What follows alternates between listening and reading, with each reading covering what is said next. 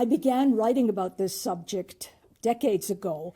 And when I began writing about the Jews and liberalism, I said Jews are associated with liberalism the way the French are with wine. It's considered native to their region. Well, for many American Jews, this still holds true. And those who take that association for granted also assume that liberalism is an obvious good. If I look up liberal in thesaurus, I find words like generous, open-minded, tolerant, big-hearted. These are all terms that we would gladly see applied to ourselves. But if goodness were so easy to attain, Jews would not have needed a Torah and 613 commandments, and Americans would not have had to develop a system of checks and balances to guide civic behavior and to rein us in. The legal structures are there, not only to warn us against crimes of murder, theft, perjury, and so forth, but also to ensure that we don't always act according to what seems to us merely good. Is it generous to shower a diabetic with candy? Is it open-minded to hire a believer in euthanasia to run a residence for seniors? The Talmud warns that kindness to the cruel is cruelty to the kind. And we can all think of cases when liberal appeasement in pursuit of peace brought genocide. So it would seem that liberal instincts are not trustworthy in themselves, but always depend entirely on the context and likely outcome. And I'd like to consider a case here today where good intentions have already caused great damage, when I think things are still getting worse. And Jews have a large stake in this issue, although the issue is not specific to them, and certainly not to them alone.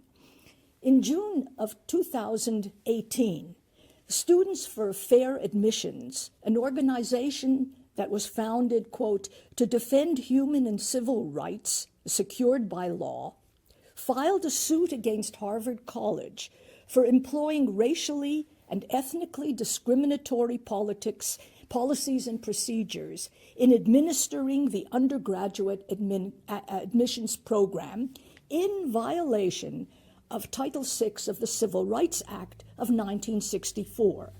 Now, the lawsuit was brought on behalf of Asian Americans who could prove that they would have been admitted if students were being judged on a colorblind basis of academic merit. They therefore claimed that they were the subjects of discrimination, and they compared their case to Harvard's discrimination against Jews in the 1920s. Now, although Jews were not among the plaintiffs in the Asian lawsuit, the prosecution opened its brief citing the discrimination that Harvard had introduced against the Jews a century earlier. Before 1920, students were admitted to Harvard College on the basis of a standard examination. By 1918, Jews were 20% of the college, and their numbers kept rising. So President Lawrence Lowell of Harvard and others were concerned that this change in the character of the student body was going to change the character of the school. They introduced what they called the Harvard Plan that took into account factors other than academic excellence, determined by a questionnaire that included categories of race, color, religion, and the question, what change, if any, has been made since birth in your own name or that of your father? Explain fully. So in 1926, a year after this new plan was introduced, the percentage of Jewish students dropped from a high of 27% to 15%, where it remained for the next 20 years. And you know, Jews are used to using humor as a defense against handicaps. And so they joked about the Jew who comes to court to have his name changed from Smith to Jones. When the judge asks why he wants the change, he says, so that when they ask me what my name was before I changed it, I can answer Smith. So the Asian lawsuit, if we may call it that, opened with an analogy between the attempt to limit the number of Jews entering Harvard in the 1920s and the current policy limiting the number of Asians who had replaced Jews as the highest performing academic group. It was a persuasive parallel, given the similarities between these two ethnic minorities, with their strong family structures and their emphasis on education as the key to advancement, and who may outperform others in gaining entry to prized schools. The lawsuit tried to establish a pattern of discrimination by linking these two unfair practices. But there is a serious flaw in the comparison that can prevent us from understanding what's really at stake nowadays. The Lowell policy discriminated against Jews because it wanted to preserve the college as it was. President Lowell thought that an influx of Jews would prevent Harvard from maintaining its character and values. This was negative discrimination, intended to keep a certain group out of the university, and it targeted Jews because they were the group whose mass entry was said to threaten the nature of the school. Had larger numbers of Catholics and Black Americans been acing their exam, the plan would also have been directed against them.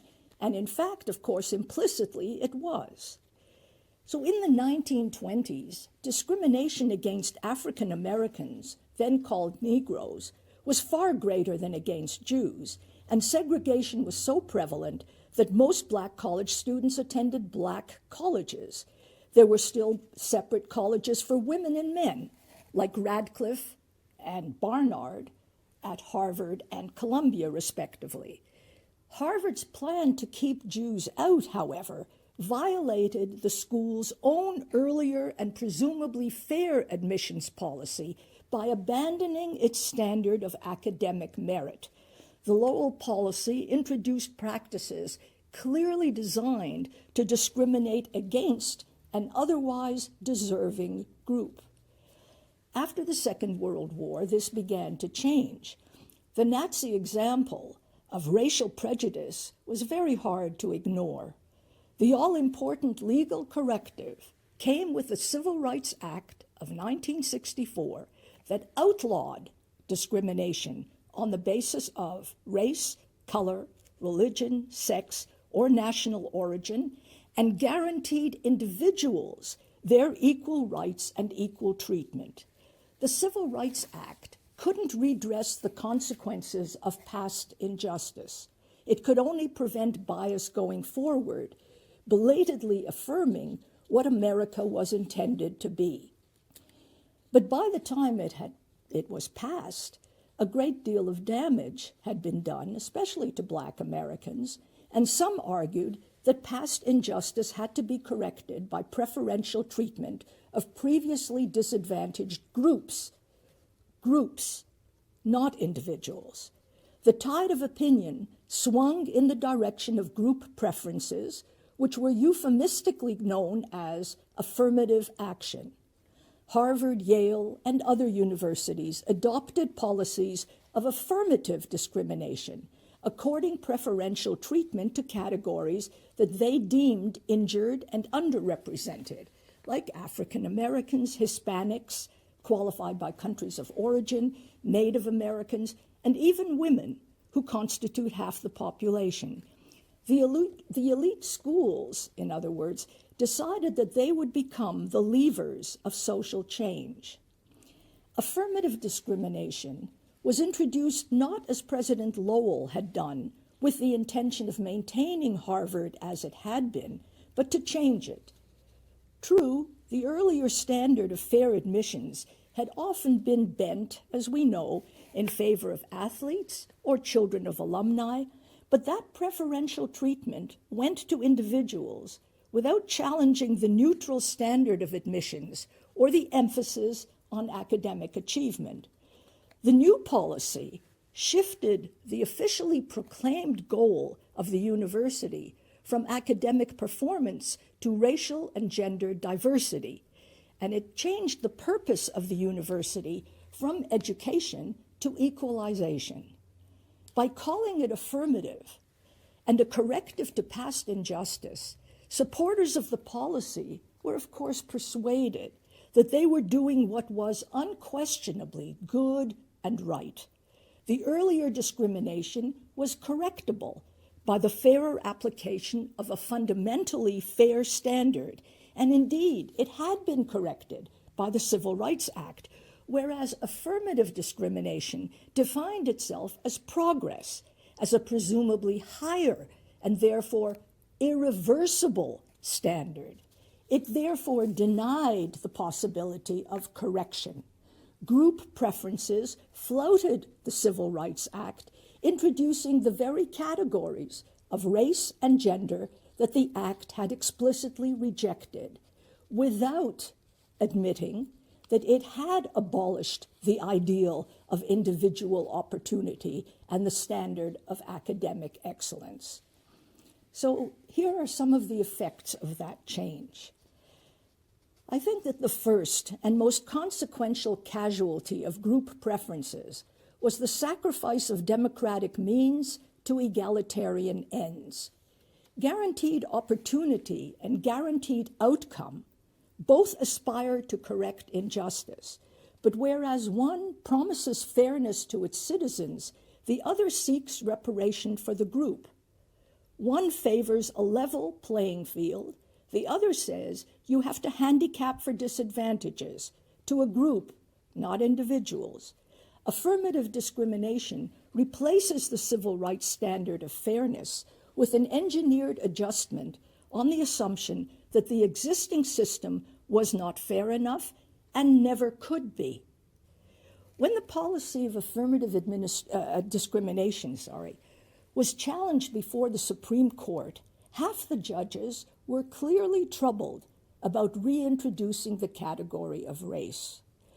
In 1978, a white man had sued the University of California, claiming that he had been unfairly rejected by the medical school because of the school's reserved quota for minority students. In ruling for the school, Supreme Court Justice Lewis Powell wrote that the only acceptable justification for this was, quote, that the nation's future depends upon leaders trained through wide exposure to the ideas and mores of students as diverse as this nation of many peoples. In other words, the harm to some individuals at the expense of others was justified by the greater good to the nation as a whole because we had to become better integrated. To put it cynically, one might say that having an African-American college roommate was more important than becoming a better constitutional scholar. Because diversity benefited the collective ideal of America, it was worth sacrificing the standard of fairness for the greater good of social integration. Now, in a second case, 25 years later, Justice Sandra Day O'Connor also had grave reservations as she cast the deciding vote for using race-conscious admissions policies. She tried to limit the anticipated damage in allowing the University of Michigan's law school its treatment of race as a plus factor in admissions by setting a time limit for that policy. She wrote, "The court expects that 25 years from now, the use of racial preferences will no longer be necessary to further the interest approved today." So she recognized that the policy was potentially harmful, but expected that by 2028, it would presumably be unnecessary, that affirmative action would not be necessary any longer, so that this was only a temporary fix.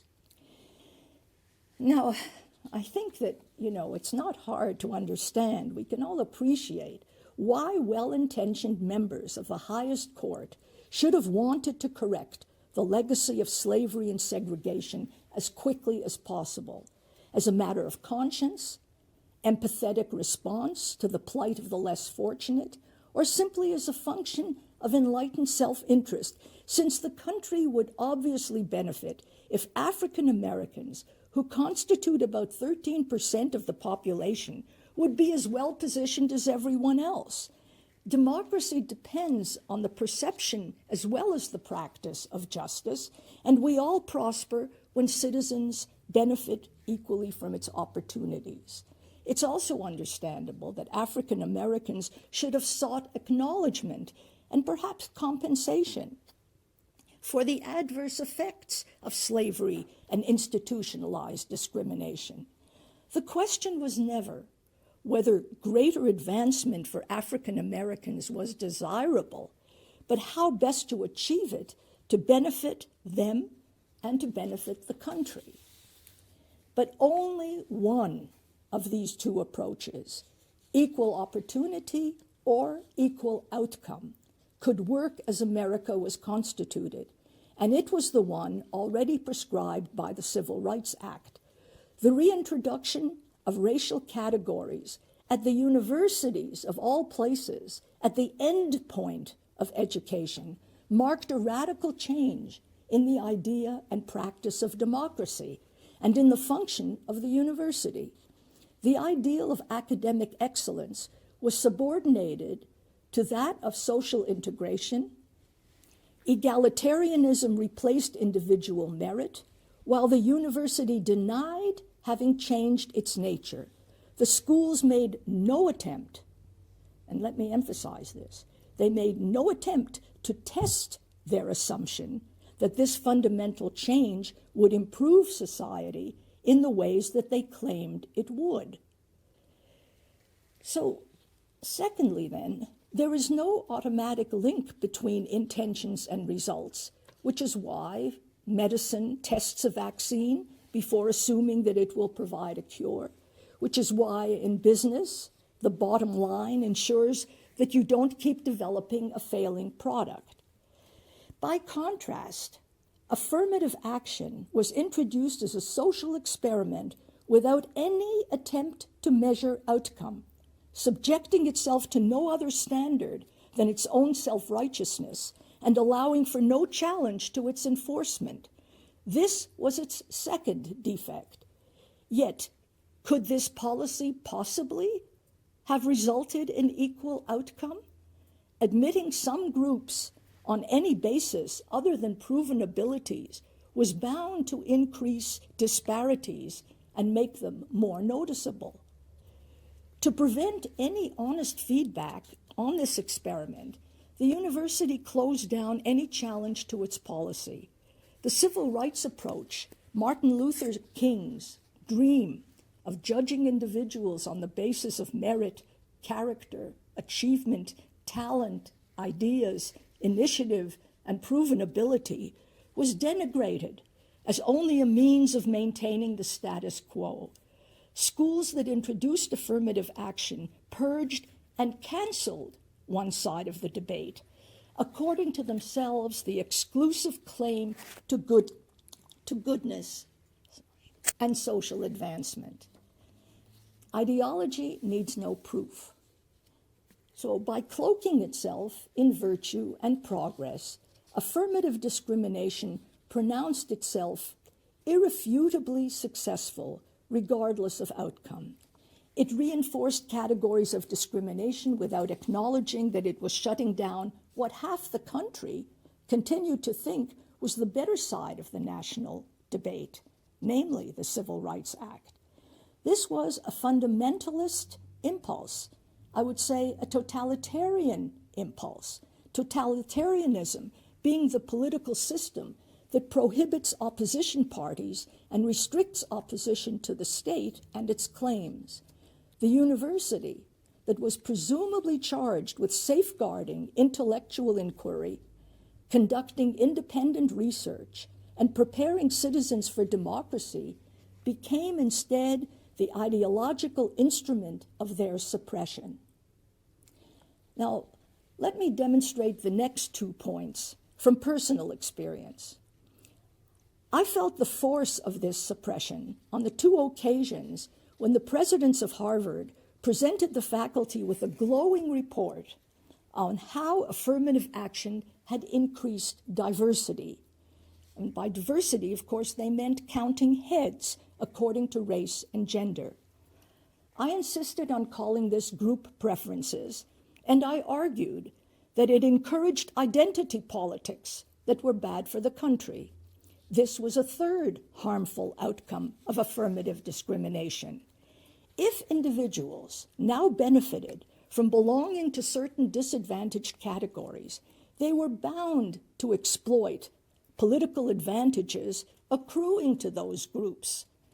Identity politics was not an accidental, but an inevitable and predictable outcome of affirmative discrimination. Look, a student who is admitted to college that favors African Americans and females would feel it her duty or her advantage to identify as a Black female rather than, say, a Floridian major in education. Groupthink, the tendency toward conformism that a decent liberal education was meant to challenge, became think group, a calculated search for collective profit based on the very categories that were outlawed by the Civil Rights Act.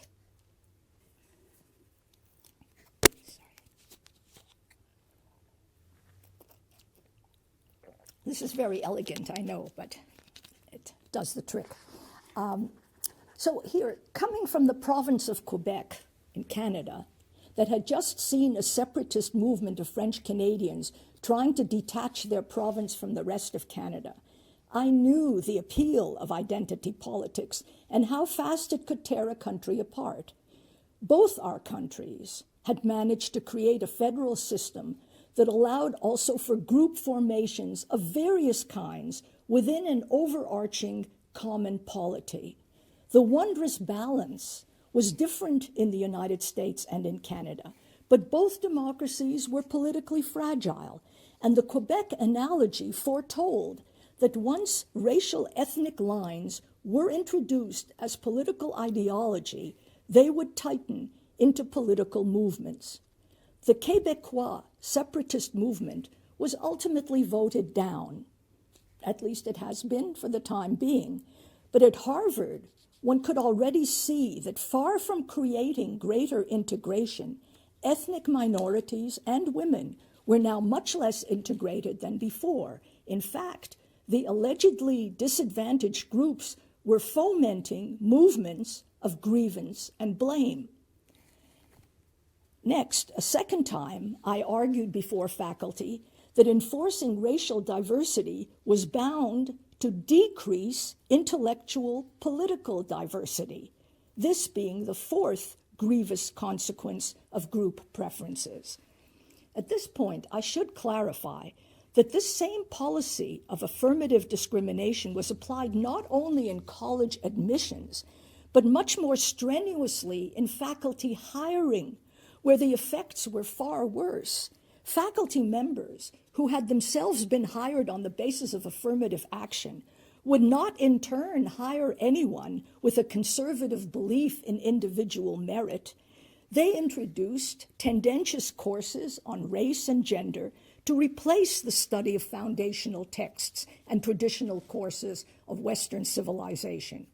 In a very short time, the results are what we see: an almost complete removal of conservative thought and thinkers from the major universities. Political correctness hardly needs to be enforced anymore, and the only remaining challengers, like myself, were on their way to retirement. Deans of diversity were hired to monitor the application of affirmative discrimination, so that every department had to prove how many women and people of color and disadvantaged persons of one kind or another it had interviewed before appointing someone that they still had to pretend was the best scholar in the field. So I urged faculty to investigate, at least just to investigate, the correlation between an increase of biological diversity and a decrease in intellectual political opinion. By shifting the meaning of diversity from ideas to race, The university had replaced one by the other. Following one such faculty meeting, a prominent professor was quoted in the next day's Harvard Crimson saying, "Weiss's remarks don't make much of an impression on the faculty because of their extreme nature." I responded, "This, in a nutshell, is the tactic of political correctness, never to confront the content of a divergent opinion, but to dismiss it as extreme or out of bounds.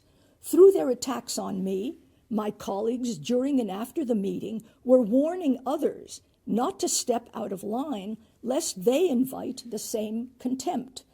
Now imagine the fate of any junior faculty member who might share my opinion and my point of view on such issues as the importance of ROTC on campus, the pernicious effects of group references for women in hiring, and so forth.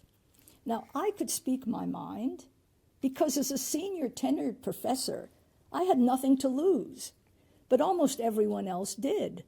By thus sacrificing one political good to another, the new policy eliminated one side of the national debate. A hegemonic university stands against the spirit and practice of liberal education, against the assumptions of Western civilization at its best, and certainly against America's careful cultivation of at least a two-party system. Now, we're often told that the country has become increasingly divided. You know, that's not how I would define it. Parts of the country ceased to admit an alternative point of view and called any challenger divisive. And unless this is reversed, this monitored hegemony from the top down, disseminated through the universities to the country at large, must lead to a one-party rule. Look, let me not misrepresent reality. In a recent Tikva podcast, as a matter of fact, Professor Robert George of Princeton reminds us that some professors still try to teach the best that has been thought and said. And when I retired in 2014, no one had yet interfered with my classes, though professors did warn students against taking them. But the situation has kept deteriorating, and instead of the improvement that Justice O'Connor anticipated, racialism and the cancel culture keeps gaining ground. The use of admissions and hiring to compensate for past injustice subordinated merit to tribulation. Young people were encouraged to display their disabilities and the unfairness that they had endured. In writing letters of recommendation, I am asked, because I still write some of them, I'm asked what hardships the applicant has overcome. This competition of injury makes me hesitate to praise a student's intellectual grounding and accomplishment, lest it evoke a whiff of privilege. Even if I was prepared to speak my mind freely and to take the consequences, I did not want to harm the chances of a student applying for graduate study, for a fellowship, or an academic position. In this way, affirmative discrimination required systemic and universal dishonesty. George Orwell's doublespeak, that is to say, language that deliberately obscures, disguises, distorts, or reverses the meaning of words, had become doublethink when you were expected to replace what you knew to be true by what you knew was required. Much of the faculty fell in with this notion of redressing past injustice. If students were identified by category, why not the texts that they studied? Why teach the best that has been thought and said in our common civilization, rather than a distribution of texts by once silenced groups? As the foundational Western classics gave way to the indictments of Marxists, Black nationalists, feminists, and other opponents of the American system of checks and balances, an earlier curriculum designed to transmit the best of our attainments was revised to stress our failings instead. Thus, over time, the policy of group preferences reinforced the sense of injustice that it professed to correct.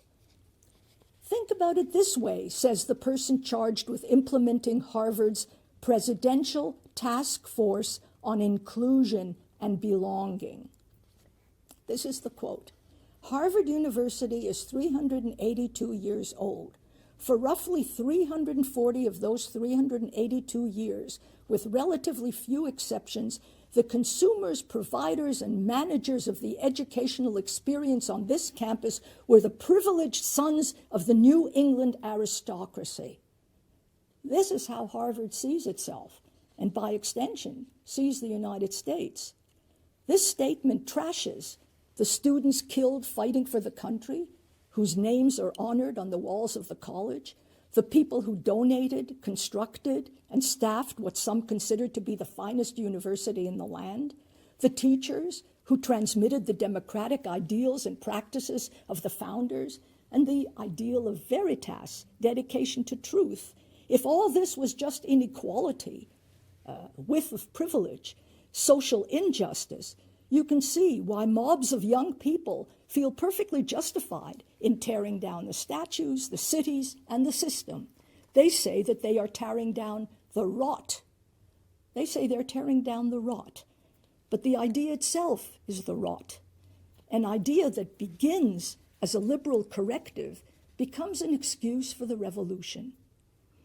So lastly, of all those involved in this academic travesty, Jews may have the most at stake, not just because, like the Asians, some of them are being kept out so that others may be let in, but because the introduction of affirmative discrimination also coincides with the rise of today's anti-Jewism. The policy of preferential admissions, introduced without any contingent planning for the inevitable problems that this would create, was bound to produce instead high levels of frustration when students with lower levels of preparation were integrated with the most advanced students in the country. This was not about a differential in native intelligence, but the failure of a policy that was introduced without an honest plan. Now, orientation programs now warned incoming students not to say or think anything negative about the affirmatively favored groups. But Arab and Muslim students who were raised on opposition to Israel as a matter of faith claim anti-Semitism as part of their identity. Preaching the illegitimacy of Israel is part of their heritage, yet they were not warned against their anti-Jewish prejudice. In fact, professors teach anti-Zionism in courses on the Middle East, and Edward Said's theory of Orientalism is still all the rage, essentially accusing Western scholarship of suppressing Muslim and Arab cultures and Israelis of stealing Arab land. Frustration needs an outlet, and the war against Israel and opposition to the Jews is the best and, in fact, the only game in town. In today's version of anti-Semitism, Jews figure as the Zionist racists who displaced the Palestinians, and by extension, the whites who oppress African Americans, the patriarchy that subjugates women, the rich who steal what rightly belongs to the poor, the establishment that controls the corporations. Once banished from polite North American society, this anti-Jewism is now the only permissible form of campus aggression.